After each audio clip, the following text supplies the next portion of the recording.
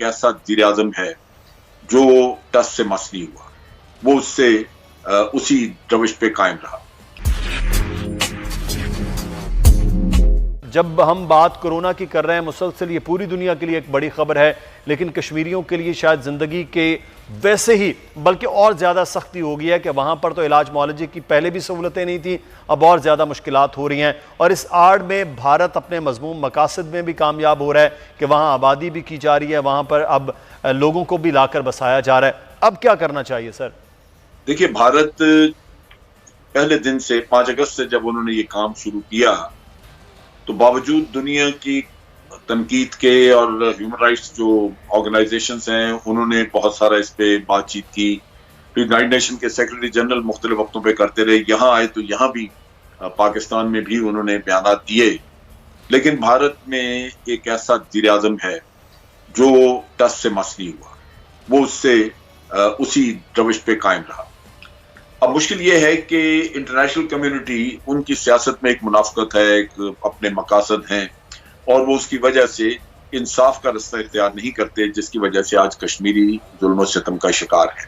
अब इसमें मैं समझता हूँ कुछ हमारी भी कमजोरी है कि पाकिस्तान शायद उतनी शद्दुमत से, उतने जबरदस्त तरीके से, उतने एक मुहिम के तौर पे हम भी उनकी वकालत नहीं करते। उनकी मुश्किलात और उनके ऊपर ढाए जाने वाले जो जुल्म है, जो लाकानूनियत का दौर है, वहां पे वो हम अक़वाम आलम के सामने रखते नहीं। पाकिस्तान में सफीर मौजूद हैं, दूसरे मुल्कों में मुल्कों के G20 के लोग यहाँ मौजूद हैं, P5 है।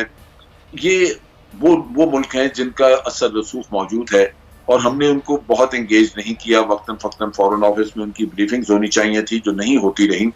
और आज आपने देखा कि बाबर इफ्तिखार साहब को उन बाज़ इल्जामात का जवाब देना पड़ा जो पिछले कुछ अरसे से भारत लगा रहा था। ये चीज फॉरेन ऑफिस को भी करनी चाहिए थी, क्योंकि भारत जो इल्जाम आयद कर रहा है वो ना सिर्फ पाकिस्तान के लिए बदनामी का बायस बन रहे हैं, एक गलतफहमी पाकिस्तान के बारे में पैदा कर रहे हैं, बल्कि पाकिस्तान का रवैया यूं जाहिर किया जाता है भारत के ज़बानी जैसे पाकिस्तान को मुजरमाना हरकत कर रहा है। सही, जैसे कश्मीर में जद्दोजहद आज़ादी है और आपने पिछले 8-9 महीने से लोगों को कैद करके रखा हुआ है, तो लोग अगर वहां पे आज रिटेलिएट कर रहे हैं तो इसमें कसूर तो भारत का है कि जो जुल्म और सितम वो कर रहा है, उसके जवाब में लोग जो है वो बेचारे दीवार से लगा दिए गए हैं। लेकिन इल्जाम पाकिस्तान पे है कि आप दरअंदाजी करते हैं। फिर यहाँ से LOC के ऊपर वायलेशन की जाती है और कहा जाता है कि जनाब ये लॉन्च पैड थे पाकिस्तान साइड पे, जहां से दरअंदाज आने थे, हमने वहां पे उनको एलिमिनेट किया है। ये चीजें वो हैं जो कि हमने आगे भी गैर मुल्की सफीरों को दिखाई हैं, लेकिन हर दफा ये झूठा प्रोपेगेंडा जब होता है तो हमें उसको काउंटर करने का अरेंजमेंट करना चाहिए, बड़ा फौरी तौर पे काउंटर करना चाहिए, उसके लिए जराए मौजूद है। इसी तरह आप देखिए कि नेपाल के रास्ते उन्होंने कहा कि जनाब यहाँ से पाकिस्तानी जो कि बीमार हैं, जिनको कोरोना वायरस की इन्फेक्शन है, वो यहाँ से भेजे जा रहे हैं ताकि यहाँ इन्फेक्शन फैले। यानी इतना मजा का खेज इल्जाम कि जो बेचारा खुद इन्फेक्टेड है वो अस्पताल में जाएगा इलाज के लिए या वो भारत फैलाने के लिए जाएगा इतने लंबा सफर तय करके। ये वो चीजें हैं जो कि दुनिया के सामने ये बार बार के इल्जामात और ये वो तमाम तर चीज़ें हैं जिसको बिल्कुल पूरी दुनिया भी देख रही है कि किस तरह के मज़ा का खेज मामलात हैं वो, और दूसरा LOC के खिलाफ वर्जियाँ भारत मुसलसल भी करे। बहुत शुक्रिया जनरल अमजद शोएब साहब, सीनियर दिफाई तजज़ियाकार हमारे साथ मौजूद थे और इस वक्त आपको बताएं और हम बात करेंगे इस वक्त के असल हकीकत क्या है और हम इस वक्त किस पोजीशन में खड़े हुए हैं, अगले आने वाले दिनों में पाकिस्तान कहां पर होगा इस मरस में। डॉक्टर अताउर रहमान साहब हमारे साथ मौजूद हैं। डॉक्टर साहब इस टास्क फोर्स को हेड भी कर रहे हैं जो कोरोना से मुतल्लिक तमाम तर चीज़ें चल रही हैं। बहुत शुक्रिया डॉक्टर साहब आपके वक्त का। सर, आपने चंद दिन पहले भी हमारे प्रोग्राम में ये बात की कि हमारे पास टेस्टिंग जो कैपेसिटी है वो कम है, उसको बेहतर किया जा रहा है। आपने अपनी यूनिवर्सिटी से उठाकर इंडस हॉस्पिटल में भी कुछ मशीनें भिजवाई, वहाँ की कैपेसिटी बढ़ी। अब हम टेस्ट जैसे बड़े हैं, हमारे पास मरीजों की तादाद बढ़ रही है। ये वाकई टेस्ट की बदौलत ही मरीजों का मालूम हो रहा है या हमारे अब बड़ी तेज़ी के साथ मरज़ भी फैल रहा है लोगों में? जी शुक्रिया, बिस्मिल्लाहिर्रहमानिर्रहीम।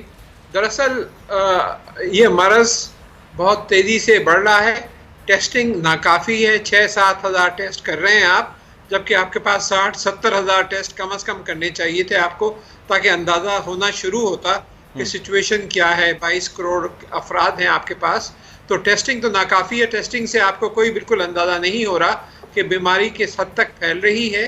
और कहाँ तक फैल चुकी है। जो आपकी टेस्टिंग कैपेबिलिटी है, इस वक्त 25 मशीनें हैं तकरीबन PCR मशीन्स जो इस वक्त ऑपरेट कर रही हैं, जिनकी कैपेसिटी कोई 20,000 टेस्ट रोज़ाना है। वो भी अपनी कैपेसिटी पे नहीं फंक्शन कर रही। हम सिर्फ 20,000 के बजाय 6-7,000 टेस्ट कर पा रहे हैं। तो और रैंडम टेस्टिंग जो है वो तो नहीं हो रही है। पंजाब ने अनाउंस किया था कि वो शुरू करेंगे इस हफ्ते। रैंडम टेस्टिंग का मतलब ये है कि वो लोग जिनमें कोई बीमारी की अलामत नहीं है उनको टेस्ट करना। जब तक वो आप बड़े पैमाने पे नहीं करेंगे, जब तक आपको पता ही नहीं चलेगा कि कितने % लोग इस बीमारी में मुब्तला हो चुके हैं। यही एक राज था चाइना का, साउथ कोरिया का, दूसरे ममालिक का। चाइना में तो बिल्कुल लॉकडाउन ही कर दिया था, लेकिन साउथ कोरिया में और जर्मनी में उन्होंने बहुत बड़े पैमाने पे टेस्टिंग शुरू करी है। उससे पता चला उनको, और फिर उन्होंने फिर उसी हिसाब से अपना लॉकडाउन जो है उसके साथ टेलर किया। तो ये बहुत अहम है कि हम अपने एक तो मशीन्स बढ़ाएं। ये मशीनें मौजूद हैं, कई 100 मशीन्स इस वक्त यूनिवर्सिटीज़ और रिसर्च सेंटर्स में बंद पड़ी हुई हैं। टेक्नीशियंस जो हैं जो ऑपरेट कर सकते हैं उनको, वो घर में बैठे हुए हैं। अगर इस वक्त मेरी ये राय होगी कि अगर नेशनल डिज़ास्टर मैनेजमेंट अथॉरिटी ये अनाउंस कर देती है कि जो यूनिवर्सिटी या रिसर्च सेंटर इस तरह की मशीन देगा तो उसके एवज वो 50 लाख रुपए उसको सेंटर को देंगे ताकि वो नई मशीन इंपोर्ट कर सकें। और ये जो है मशीन ये इस वक्त फौरी तौर पे काम आ सकेंगी। अगर जब हमारा सेंटर ये कर सकता है तो 50 सेंटर्स और भी इस तरह कर सकते हैं। अच्छा डॉक्टर साहब, मैं एक चीज़ आपसे यहाँ पर जानना चाहूँगा। आप बता रहे हैं कि हम टेस्ट भी 6 से 7 हज़ार करने की अभी तक पोजीशन में चल रहे हैं। दूसरी जानिब हम लॉकडाउन को भी जुज़वी और कुछ अब मज़ीद भी खुलने जा रहा है, तो हम ये कह सकते हैं कि टेस्टिंग पूरी तरह से नहीं हो पा रही, हमारी हेल्थ फैसिलिटी कम है और लॉकडाउन जुज़वी से अब आगे चल के खोला जा रहा है, तो हम कहीं ख़तरे की जानिब तो खुदा न खास्ता नहीं बढ़ रहे? बिल्कुल ख़तरे की जानिब बढ़ रहे हैं। और जो डायरेक्टर जनरल WHO ने इसीलिए कहा है कि जुलाई के वस्त तक ये जो इस वक्त 10 या 11 हज़ार तादाद है पेशेंट्स की, ये बढ़ के 2 लाख तक पहुंच सकती है जुलाई के वस्त तक। अच्छा। तो एक बहुत, अभी फेज़ 1 से हम फेज़ 2 की तरफ जा रहे हैं, तो बहुत तेज़ी से आप देखेंगे ये बढ़ेगा।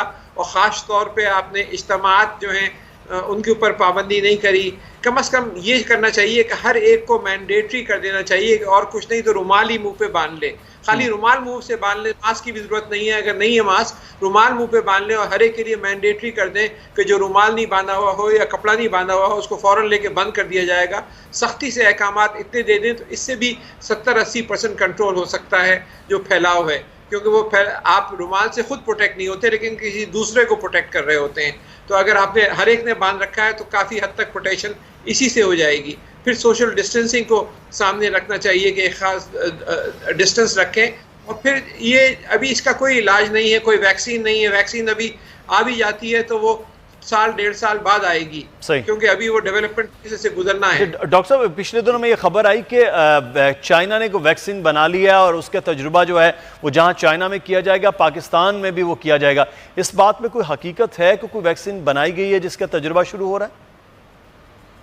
जी 80 लेबॉरेटरीज हैं दुनिया की मुख्तलिफ ममालिक में, कंपनियां हैं जहाँ पे ये वैक्सीन तैयार हो रही हैं या हो चुकी हैं।